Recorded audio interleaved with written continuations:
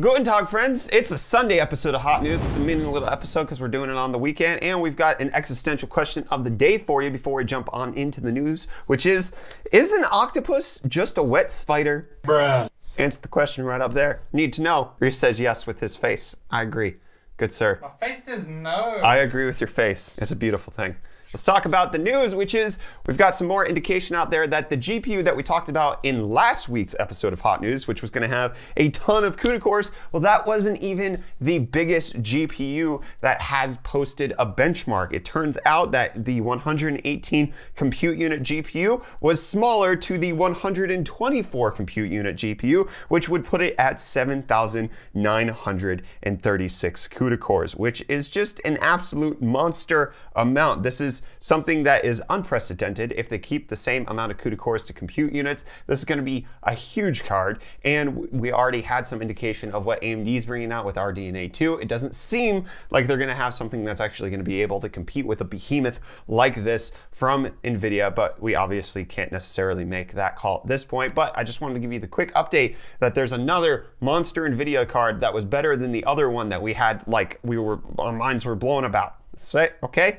And so now let's talk about something that doesn't blow your mind, which is Google Stadia, because finally, freaking finally, they have 4K support on something that's not a Chromecast Ultra. You can play 4K on your web browser, which should have been there at launch. They promised 4K, you didn't get it, and now it's there. Thank you, Stadia, for doing it 4 months later, but this is ridiculous. This should have been there at launch. And speaking of things that Nvidia or Stadia promised, The Division 2 was one of the titles that they said that should be coming out, and now it should be here on March 17th. A date has been given for The Division 2 to come out to Stadia, and it will have PC crossplay. But that's not the only Google Stadia news we have, because they announced that they are doing a second game studio called Playa Vista, which is going to be run by Shannon Studstill, a former head of God of War developer from the Santa Monica studio for Sony Interactive Entertainment.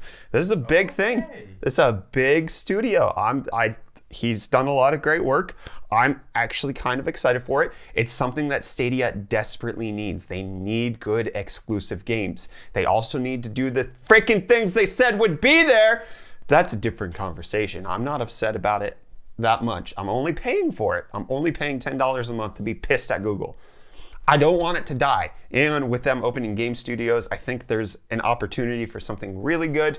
But a second game studio for Stadia titles is happening.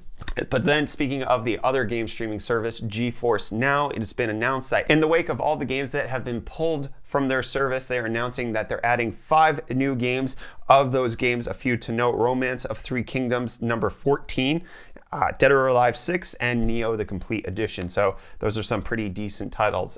And then lastly, let's talk about a little bit of a sad news, which is there's another Intel vulnerability. Because, Reece, of course there is. Another one, except for this one's even worse, and it can't be patched out like all of the other ones that got patched out with a microcode update, because it's in the security block of the CPU itself. There's a vulnerability that was found in the Converged Security and Management Engine, which is basically like a black box on the CPU, which nobody knows how it works because Intel doesn't want to give away trade secrets, but a vulnerability was found that would then open it up to millions of more exploits on top of that. So this is a pretty big vulnerability, and one of the reasons why AMD in their discussion on the Financial Analyst Day made so many attempts and efforts at talking about how their chips are secure. They were constantly just digging at Intel, but this one was discovered by Positive Technologies. It's pretty bad. Every CPU manufactured in the last 5 years is subject to the exploit, except for the latest 10th generation.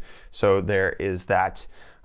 It's obviously just like all of the other ones, you still have to have physical access to the system in order to run this exploit, but regardless, it's very clear that Intel is being found out for things that they could have probably locked down a little bit better. I obviously don't want to harp on the train of like, oh, AMD is definitely more secure, because Ryzen is a newer architecture and maybe we just haven't had the time to find all of the flaws, and it's just because Intel hasn't moved on from Skylake architecture that all of this is a big deal. If we would actually be on a new generation, 7 nanometers, 10 nanometers from Intel, we would have something that, like, all of these vulnerabilities would be for past generations that people currently aren't on, but that's not the case. So it's a little stinky. Anyways, I'm going to stop being such a little stinker. Are octopus just wet spiders? I need to know the answer. Let me know. Anyways, hit the like button if you enjoyed this quick little episode of Hot News, and I'll see you on the weekday. Peace.